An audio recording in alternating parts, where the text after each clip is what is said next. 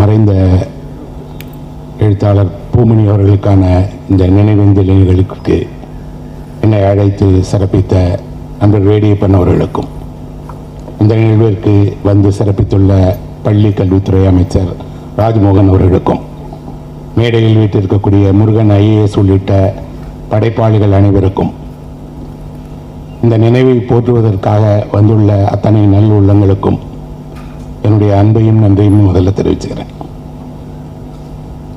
பூமணி அவர்களோடு பல முறை சந்தித்திருக்கிறேன், பேசியிருக்கிறேன், பழகியிருக்கிறேன். தமிழினுடைய மிக முன்னோடி படைப்பாளிகளில் ஒரு பெரும் சாதனையாளர் அவர். அவருடைய மறைவிற்கு என்னுடைய மனம் நிறைந்த அஞ்சலியை முதல்ல நான் தெரிவிச்சுக்கிறேன். சென்னைக்கு வந்த நாட்களில் அவர் கூட்டுறவுத்துறையினுடைய அதிகாரியாக இருந்தார்.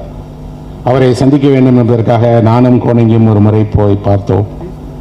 அந்த நாட்களில் அவர் அதிகம் எழுதவில்லை, ஆனால் எல்லாவற்றையும் வாசித்து கொண்டிருந்தார். தன்னை சுற்றி நடக்கக்கூடிய எல்லா எழுத்தாளர்களின் இலக்கிய போக்குகளையும் அவருக்கு தெரியும். குறிப்பாக புதிதாக எழுத வந்திருக்கக்கூடிய அத்தனை படைப்பாளிகளையும் அவர் அறிந்திருந்தார். எங்களை பார்த்த உடனே அவர் சொன்னார், நீங்கள் எல்லாம் என்ன புதுசாக மேஜிக்கல் ரியலிசம்னு ஏதோ எழுதுறீங்களே, இதெல்லாம் சரியில்லையே என்று மண்ணையும் மக்களையும் அந்த மக்களினுடைய வாழ்க்கையையும் அதிலும் துயரிட்டு இருக்கக்கூடிய ஒடுக்கப்பட்ட மக்களினுடைய வாழ்க்கையும் எழுத வேண்டிய இளைஞர்கள் எல்லாம் இன்றைக்கு இப்படி ஒரு புதிய பாணியில் மேஜிக்கல் ரியலிசம் எழுதுகிறீர்களே என்று சொன்னபோது நாங்கள் அவருக்கு சொன்னோம், இது ஒரு வகையான அரசியல் வெளிப்பாடு. லத்தீன் அமெரிக்காவில் அரசியல் எழுத்து தான் அந்த மேஜிக்கல் ரியலிசம், அது வெறும் பாணி மட்டுமல்ல என்று சொன்னார். அப்போ அவர் அவருக்கு அதில் விருப்பமில்லை என்பதோடு இலக்கியத்தினுடைய ஒரு மரபிலிருந்து உருவாகக்கூடிய எழுத்தாளர்கள் அவர்களுடைய ஊரை, அந்த ஊரினுடைய வாழ்க்கையை, அந்த மண்ணை, அந்த மக்களை தான் எழுத வேண்டும் என்றார். அவருக்கு எல்லாவற்றை பற்றியும் ஒரு தீர்க்கமான அபிப்பிராயமும் பார்வையும் இருந்தது. அவற்றை அவர் பொது வெளியில் வெளிப்படுத்திக் கொள்ளவில்லை. அவர் படைப்புகள் சார்ந்தே தன்னை முதன்மையாக வெளிப்படுத்திக் கொண்டிருந்தார். அத்தனை சிறுகதைகள், நாவல்கள் எழுதிய பூமணி அவர்கள் ஒரே ஒரு கட்டுரை நூலை தான் எழுதியிருக்கிறார். அவர் படைப்புகளிலே எனக்கு மிகவும் பிடித்த படைப்பு ஏலே என்கிற அவருடைய கட்டுரை தொகுப்பு தான். அவருடைய கதைகளை பிடிக்கும், நாவல்களை பிடிக்கும். ஆனால் பூமணி யார் என்று ஒருவர் தெரிந்து கொள்ள விரும்பினால், பூமணி ஏன் எழுதுகிறார் என்று தெரிந்து கொள்ள விரும்பினால், பூமணியினுடைய உலகம் எப்படிப்பட்டது என்று தெரிந்து கொள்ள விரும்பினால், பூமணியினுடைய அன்னை எவ்வளவு கருணையானவர், எவ்வளவு பாசத்தோடு அவரை வளர்த்தார் என்று ஒருவர் தெரிந்து கொள்ள விரும்பினால் அந்த ஒரு நூலை சிபார்சு செய்வேன். நீங்கள் ஒரு ஏலே என்ற நூலை மட்டும் படித்தால் போதும், பூமணியை தெரிந்து கொள்ளலாம். அதன் பின்பு பூமணி எழுதிய கதைகளை, பூமணி எழுதிய நாவல்களை, பூமணி எடுத்த திரைப்படத்தை, பூமணி இயக்கிய ஆவணப்படத்தை என்று அவர்களுடைய பன்முக ஆளுமையை கொஞ்சம் கொஞ்சமாக தெரிந்து கொள்ளலாம். கிராமம் அப்படின்னு சொன்னாலே அழகானது, இனிமையானது, பொது புத்தியில் அப்படித்தான் ஒரு பிம்பம் இருக்கிறது. அந்த கால திரைப்படங்களிலும் சரி, எழுத்துக்களிலும் சரி, கிராமம் அப்படின்னாலே அமைதியானது அப்படின்னு காட்டுவாங்க. இனிமையான ஒரு வாழ்க்கை இருக்கும். அங்கே பாடல் பாடிட்டு இருப்பாங்க, வயல்வெளியில் காணப்படும். ஒரு பக்கம் ஏற்றம் இறைத்து கொண்டிருப்பார்கள். விவசாயிகளுக்கு கஞ்சி கலையும் கொண்டு வரக்கூடிய பெண்களுடைய காட்சிகளை பார்ப்போம். ஆனால் உண்மையில் இனிமையானது, அமைதியானதுதானா கிராமம் அப்படின்னா இல்லை என்று சொன்னவர் தான் பூமணி. அமைதியற்ற கிராமத்தினுடைய வாழ்க்கையை, இனிமையற்ற கிராமத்தினுடைய ஒடுக்குமுறைகளை, கிராம வாழ்க்கை என்பது தொலைவிலிருந்து பார்ப்பது போல அவ்வளவு பசுமையானது அல்ல. அங்கே ஒடுக்குமுறை நிறைந்திருக்கிறது. குறிப்பாக ஜாதிய ஒடுக்குமுறை, அதிகாரத்தினுடைய ஒடுக்குமுறை, நிலமற்றவர்களுக்கும் கூலிகளுக்கும் நிலப்பிரபுக்களுக்கும் இருக்கக்கூடிய ஒடுக்குமுறை என்று ஒரு கிராமத்தினுடைய உண்மையான முகம் எப்படி இருக்கும் என்பதற்கு பூமணி அவர்களுடைய கதை, பூமணியினுடைய உலகம்தான் எங்களை எல்லாம் எழுதுவதற்கான வழிகாட்டியாக இருந்தது. அவர் ஒரு அசலான கரிசல் கிராமத்தை நம் கண்முன்னே காட்டினார். பூமணியினுடைய படைப்புகளில் எனக்கு ஒரு எழுத்தாளனாக அவர் வைக்கக்கூடிய தலைப்புகளை ரொம்ப பிடிக்கும். குறிப்பாக ஒற்றை சொல்லை தலைப்பாக வைத்து அந்த ஒற்றை சொல்லின் மூலமாகவே முழு கதையுமே அவர் ஒரு படிமமாக மாற்றி விடுவார். வெட்கை அப்படிங்கிறது தமிழில் வைக்கப்பட்ட மிகச்சிறந்த ஒரு நாவலுடைய தலைப்பு. இங்கே கல்யாணராமன் அவர்கள் வந்திருக்கிறார். அவர் அதை ஆங்கிலத்தில் மொழியாக்கம் செய்திருக்கிறார். அது ஒரு சாதாரண மொழிபெயர்ப்பு அல்ல, சர்வதேச அளவில் இருக்கக்கூடிய மிகச்சிறந்த மொழிபெயர்ப்பு. பூமணியினுடைய நேரடி தமிழில் ஒரு நாவலை வாசித்தவருக்கு என்ன உணர்வை அடைவாரோ அதே உணர்வை அப்படியே ஆங்கிலத்தில் கல்யாணராமனால் கொண்டு வர முடிந்திருக்கிறது என்றால் அவருக்கு இந்த சபை ஒரு பெரும் பாராட்டை அளிக்கணும். அவர் உண்மையில் பூமணி சர்வதேச தரத்தில் வைத்து பேசுவதற்கான ஒரு படைப்பாளி, சர்வதேச அளவில் நாம் மதிப்பிடவும் கொண்டாடவும் வேண்டிய ஒரு படைப்பாளி தான். நம் மண்ணில் பிறந்திருக்கிறார், நம் மண்ணை எழுதியிருக்கிறார், நம் மண்ணிலிருந்து உருவான ஒரு மகத்தான கலைஞர் என்பது நமக்கு பேறு என்றாலும் அவர் சென்றிருக்க வேண்டிய அடைந்திருக்க வேண்டிய உயரம் என்பது எல்லா உயரிய விருதுகளுக்கும் எல்லா உயரிய அங்கீகாரங்களுக்கும் பொருத்தமானவர் தான். உதயசங்கர் அவர் தன்னுடைய உரையில் சொன்னார், கீராவிற்கும் கோடகர்சாமிக்கும் ஒரு வேறுபாடு இருக்கிறது. கீரா ரசனையை எழுதினார், ஆனால் பூமணி அப்படி அல்ல. பூமணி வாழ்வினுடைய உண்மைகளை, அதுவும் கசப்பான சுடுகிற உண்மைகளை எழுதினார் என்று பூமணியிடமே இந்த கேள்வியை அந்த கேட்டிருக்கிறார்கள். பூமணியே அதற்கு ஒரு பதிலையும் தந்திருக்கிறார். நான் சொன்னேன் இல்லையா, அந்த நூலினுடைய ஒரு கட்டுரையில் பூமணியே எனக்கும் கீராவுக்கும் என்ன வேறுபாடு என்று எழுதியிருக்கிறார்.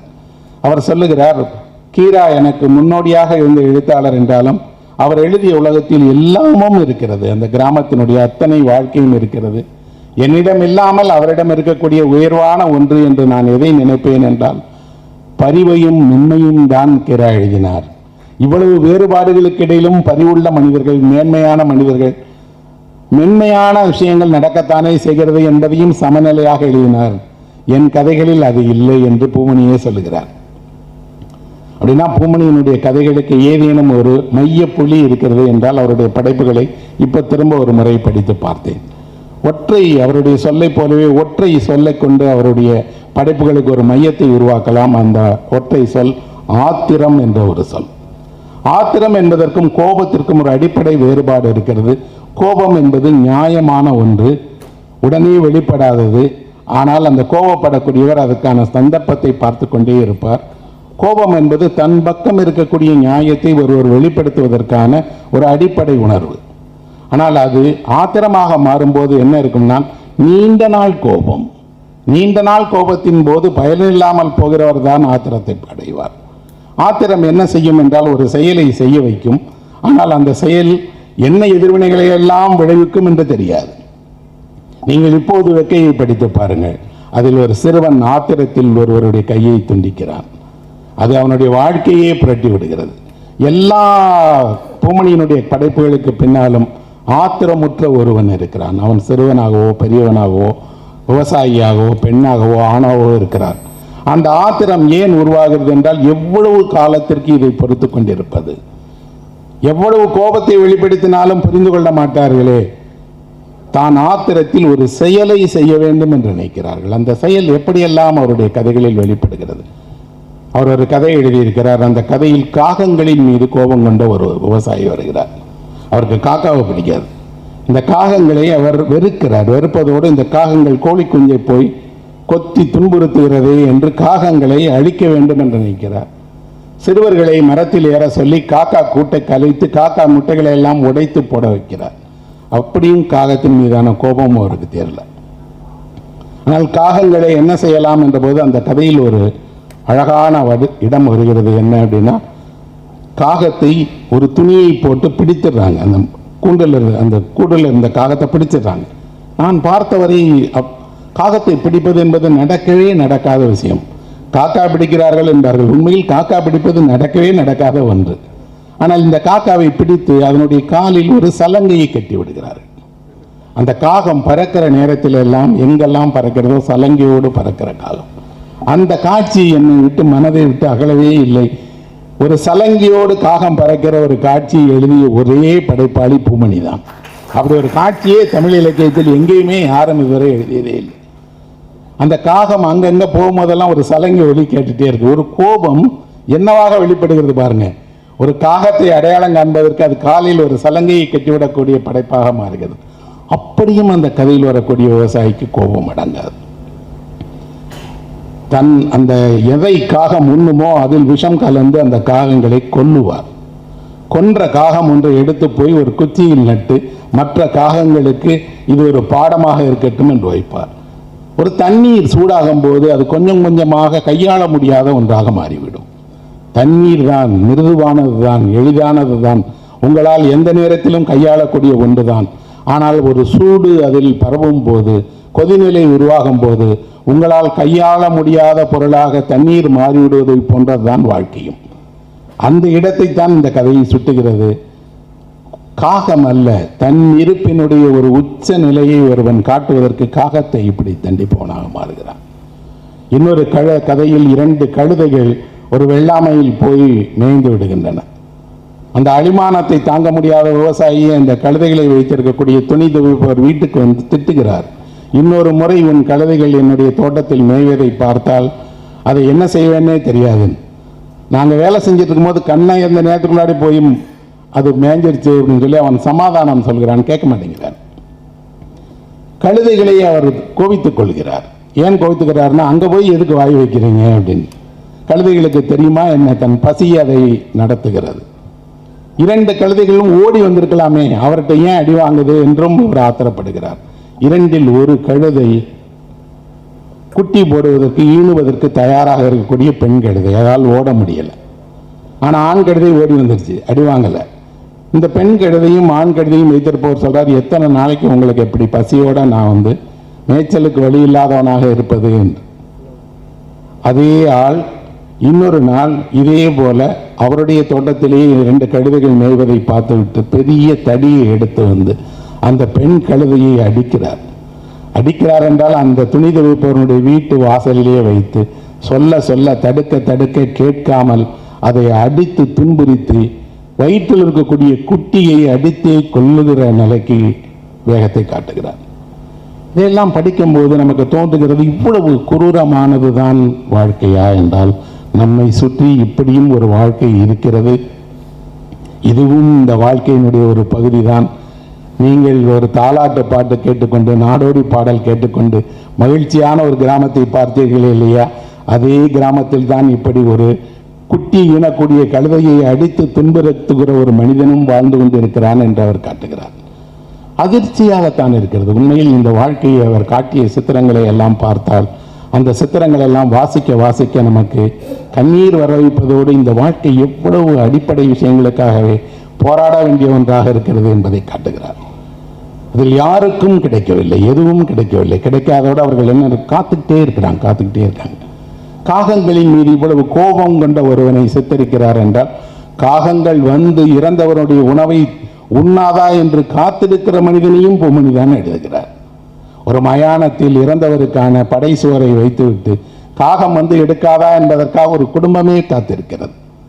ஆனால் காகம் வரல, ஒரு காகம் கூட வரவில்லை. எங்கள் ஊர் பக்கம் எல்லாம் சொல்வார்கள், அப்படி ஒரு காகம் வந்து உணவை எடுக்காவிட்டால் அந்த மனிதன் ஏதோ ஒரு குறையை வைத்து போயிருக்கிறான், அந்த குறையை வெளிப்படும் வரை, சரி செய்யும் வரை காகங்கள் எடுக்காது என்று. இந்த கதையில் அவர்கள் காகத்திற்காக உட்கார்ந்துட்டே இருக்கிறாங்க. காகம் வரவே இல்லை. காகம் வராத போது அவர்கள் எல்லாம் என்ன செய்கிறார்கள்னா, வர வைக்கக்கூடிய பொருள் அல்ல அது. நீங்கள் அழைத்தால் வந்து உண்டு விடாது. எல்லாம் விலகி போங்கப்பா, சத்தம் போடாமல் இருங்கப்பா, காகம் வந்து அந்த சதத்தை எடுத்துக்கிட்டோங்கிறாங்க. வரல. எவ்வளவு நேரம் இந்த மயானத்தில் இப்படி ஒரு சோற்றை வைத்துக் கொண்டு காத்திருப்பதுன்னு அவங்க எரிச்சல் படுறாங்க. ஒருவர் சொல்லுகிறார், அவருக்கும் இந்த இறந்தவருக்கும் அவருடைய தங்கைக்கும் இடையில் நல்ல உறவு இருந்தது. ஒருவேளை தங்கை வந்து இங்கே அண்ணனுக்காக அழுதால் அந்த காகம் வந்து சாப்பிட்டு விடும் அப்படிங்கிறாங்க. தங்கையை அழைத்து விடுகிறார்கள். அந்த பொண்ணு இறந்து போன அண்ணனுக்காக அந்த படை சோற்றின் முன்னால் உட்கார்ந்து அழுகிறார். அண்ணன் இப்படி விட்டுட்டு போயிட்டேன்னு. அப்போ கூட்டத்திலேருந்து ஒருவன் சொல்கிறான், அந்த ஆள் செத்ததுக்கே நீதாம்மா காரணம், நீ செஞ்ச வேலைதாம்மா அந்த ஆள் செத்ததுக்கு காரணம், இன்னும் மனசில் வச்சுட்டு தான் அந்த ஆள் இருக்கான் போல இருக்கு அப்படின்னு. காகங்கள் வரவே இல்லை. தங்கையும் தன்னை குற்றம் சாட்டுகிறார்களேன்னு எழுந்து போயிடறாங்க. எல்லோரும் இருக்கிறார்கள். ஒரு இறந்த மயானத்தில் ஒரு காகத்திற்காக காத்திருக்கக்கூடிய 4-5 மனிதர்கள், ஒரு மதிய நேரம் பசியோடு இருக்கக்கூடியவர்கள். அவர்களுக்கு உலகம் காத்து கொண்டிருக்கிறது, வேலை காத்து கொண்டிருக்கிறது, அடுத்த பணி காத்து கொண்டிருக்கிறது. ஆனால் ஒரு காகத்திற்காக எங்கோ தொலைவில் ஒரு காகமும் இருக்கிறதை காட்டுகிறார். வரல. நீங்கள் விரும்பினாலும் உங்கள் வாழ்க்கையில் நிறைய விஷயங்களை சாத்தியப்படுத்திவிட முடியாது. சாத்தியமாவது என்பது ஒரு கருணை தான். அந்த கருணை நடந்தால்தான் உண்டு. அவர் இன்னொரு கதையை சொன்னார். அந்த கதையை கரிகாலன் கூட அழகாக சொன்னார். அந்த கதையில் ஒரு மனிதன் ஊரையே வெறுக்கிறான். அந்த ஊரை வெறுக்கக்கூடிய மனிதனுடைய உடல் துர்நாற்றம் அடைந்து கேட்பார் இல்லாமல் போய் அடக்கம் செய்ய ஆள் இல்லாத நேரத்தில் அவனை புதைப்பதற்காக எடுத்து போகிற நேரத்தில் சாலையோரம் நின்றிருந்த அந்த ஊர் பெண்கள் கண்ணீர் விடுகிறார்கள். அவர் இந்த ஊரை வெறுத்தார், இந்த ஊர்க்காரர்களை எல்லாம் மோசமாக நடத்தினார், சந்தர்ப்பம் கிடைக்கும் போதெல்லாம் அவர்களை எல்லாம் மிக மிக மோசமாக நடத்தினார், செய்தார், பேசினார். ஆனால் அவர் உடல் போகும்போது யாரோ ஒரு பெண் கண்ணீரோடு சொல்கிறார், இப்படியா இந்த மனுஷனுக்கு வாழ்க்கை முடியணும் என்று. அப்படின்னா உங்கள் வாழ்க்கை எப்படி முடிய வேண்டும், எப்படி தொடங்க வேண்டும் என்பதை பற்றி சில முன்முடிவுகள் இருக்கின்றன. அதிலும் நீங்கள் கிராமத்தில் இருந்தால் தெரியும், நல்ல சாவு என்றால் வசதியானவருடைய சாவு அல்ல, பலராலும் மதிக்கப்படக்கூடிய, போற்றப்படக்கூடிய, மரியாதைக்குரிய ஒரு மரணம்தான் நல்ல சாவு என்பது. எழுத்தில் இவற்றை பதிவு செய்வதன் வழியாக அந்த கரிசல் நிலத்திற்குள் இன்னொரு வாழ்க்கை இருக்கிறது என்பதைத்தான் பூமணி சொல்றார். பூமணியுடைய வேறு வேறு வேறு கதைகள் எல்லாவற்றிலும் இருக்கிறது. இவர் கதைகளை யாரோடாவது ஒப்பிட்டு நாம் பேச முடியும் என்றால் நான் எப்போதுமே பிரேம்சந்தோடு தான் ஒப்பிட பார்ப்பேன். பிரேம்சந்த் தான் இந்த கதைகளை இதே போல மேற்கில் இந்தியில் எழுதி அகில இந்திய அளவில் பிரசித்தி பெற்ற எழுத்தாளராக இருந்தார். பிரேம்சந்தை எந்த வகையிலும் வெளிப்படுத்த முடியாது. அவர் முற்போக்கு எழுத்தாளரா, முற்போக்கு எழுத்தாளர், ஒடுக்கப்பட்டவர்களுடைய எழுத்தாளரா, ஒடுக்கப்பட்டவர்களுடைய எழுத்தாளர், இடதுசாரிகளுடைய எழுத்தாளரா, இடதுசாரிகளுடைய எழுத்தாளர், எல்லோரும் ஒரு பிரேம்சந்தை கொண்டாடினார்கள். ஏனென்றால் பிரேம்சந்தால் தான் சவத்துணி போன்ற ஒரு மகத்தான இந்திய ஆன்மாவை வெளிப்படுத்துகிற ஒரு கதையை எழுத முடிகிறது. பிரேம்சந்தனுடைய ஏராளமான கதைகள் இருக்கிறது. தமிழ்லேயே நான் அறிந்தவரை 50-100 கதைகளுக்கு மேலே அவருடைய நல்ல கதைகள் தமிழில் வந்திருக்கு. அவர் ஒரு ஆசிரியராக பணியாற்றியவர், இதுபோல கிராமத்தில் இருந்தவர், எந்த பக்கமும் சார்பில்லாமல் உண்மையை அந்த காலத்தில் உரத்து சொன்னவர். இதற்காக அவர் தண்டிக்கப்பட்டார், இடமாற்றுதலுக்குள்ளானார், அவருடைய புத்தகங்களை எல்லாம் தடை செய்தார்கள். ஆனாலும் பிரேம்சந்தன் எழுதினார். பூமணி எழுதத் தொடங்கிய காலகட்டத்தில் ஒரு கவிஞராக தொடங்கினார். ஆனால் கொஞ்சம் கொஞ்சமாக அவர் ஒரு புனைகதை ஆசிரியராக, நாவல் ஆசிரியராக வந்தார். அதற்கு கீரா ஒரு முக்கியமான காரணம் என்று அவரை குறிப்பிடுகிறார். நான் ஆங்கில இலக்கியம் படித்தவன், அவருக்கு ஆங்கில இலக்கியத்தில் மிகுந்த ஆர்வம் இருக்கிறது. ஆச்சரியமாக இருந்தது அவருடைய வாழ்க்கையை பற்றி படிக்கும்போது. அவருக்கு T.S. எலியட்டினுடைய கவிதைகளை மிகவும் பிடிக்கும் என்று பூமணி எழுதியிருக்கிறார். பூமணிக்கும் T.S. எலியட்டுக்குமான ஒரு தொடர்பு என்பது விசித்திரமான ஒன்று. T.S. எலியட் முழுவதும் ஒரு நவீனத்தினுடைய அரூபமான படிமங்களை, ஒரு ஆங்கில கவிதை உலகத்தில் அதை புரட்டி போடத்தக்க ஒரு கவிதைகளை எழுதியவர் எலியட். எலியட்டை பிடிக்கக்கூடிய நவீனத்தினுடைய அரூபங்களை தெரிந்த ஒரு மனிதன், இன்னொரு பக்கம் கிராமத்தினுடைய அசலான சித்திரங்களை, அசலான மனிதர்களை குறைவான சொற்களை கொண்டு எழுத முடிகிறது என்றால் அவருக்கு சர்வதேச அளவிலான இலக்கியங்களும் அதனுடைய உன்னதங்களும் தெரிந்திருக்கின்றன. பூமணி மிரோசக் என்று சொல்லப்படக்கூடிய போலந்து எழுத்தாளரை மொழியாக்கம் செய்திருக்கிறார். அவருடைய கதைகள் தமிழில் பூமணியால் மொழியாக்கம் செய்யப்பட்டு ஒரு நூலாக வெளியாயிருக்கு. அவர் போலந்தினுடைய மிகப்பெரிய ஒரு எழுத்தாளர். அவரை தேடி கண்டடைந்து அவருடைய கதைகளை தமிழில் மொழிபெயர்த்ததோடு அதற்கு ஒரு குறிப்பு எழுதியிருக்கிறார், ஏன் இவரை மொழிபெயர்த்தேன் என்று. அது பூமணியினுடைய உலகத்துக்கு ரொம்பவும் பக்கத்தில் இருக்கக்கூடிய ஒரு எழுத்தாளர் மிரோசக். அவர் யானை என்ற ஒரு கதை எழுதியிருக்கிறார். இந்த யானை கதை என்ன அப்படின்னா, ஒரு சர்க்கஸுக்கு போலந்தில் யானை தேவைப்படுகிறது. யானை வாங்குவதற்கு அந்த நகராட்சியிடம் பணம் இல்லை. ஆனால் மக்கள் யானையை பார்க்கணுங்கிறாங்க. அவர்கள் என்ன செய்கிறாங்கன்னா, ஒரு யானையை விலை கொடுத்து வாங்கி கொண்டு வந்து கண்காட்சிக்கு வைப்பதை விட எளிதான ஒரு வேலையை செய்யலாம் என்று ஒரு ரப்பரில் யானையை செய்து காற்றடித்து நிஜ யானையை போல ஒரு கூண்டுக்குள்ள வச்சிடறாங்க. தொலைவில் இருந்து பார்த்தால் அது ஒரு யானையை போல இருக்கும், ஆனால் யானை அல்ல. அந்த ரப்பரில் காத்தடைக்கப்பட்ட யானைங்கிறதுனால நேற்று பெரிய யானையாக இருக்கும், இன்னைக்கு கொஞ்சம் சின்ன யானையாக மாறிடும். எல்லோருக்கும் அது வேடிக்கையாக இருக்கும். ஆனால் யாரும் அது ஒரு பொய் யானை என்று கண்டுபிடித்து விடக்கூடாது என்பதற்காக கவனமாக பாதுகாக்கப்பட்டிருந்தார்கள். எல்லோரும் நிஜ யானை வந்துருச்சு, நிஜ யானையை பார்த்தார்கள்.